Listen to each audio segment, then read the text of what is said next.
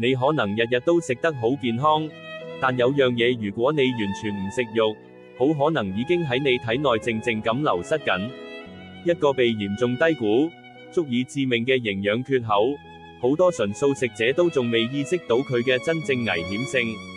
講緊嘅就係維生素 B12，佢對你嘅神經系統同 DNA 合成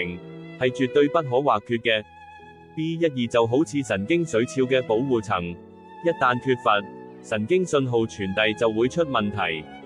佢仲係細胞生長同修復嘅關鍵，冇咗佢，你嘅大腦機能會逐步下降，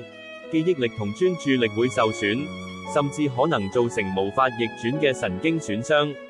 呢個係身體發出嘅嚴重警報，對於純素食者嚟講，呢個致命短板嘅危機真係迫在眉睫。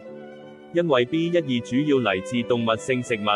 如果你長期純素又冇特登去補充，你體內嘅 B12 儲備就只會不斷消耗。當你開始感覺麻痹、刺痛、極度疲勞甚至情緒低落，可能就係缺乏 B12 嘅警號。唔好等到問題嚴重先後悔，及早關注同補充，先可以守護你嘅健康。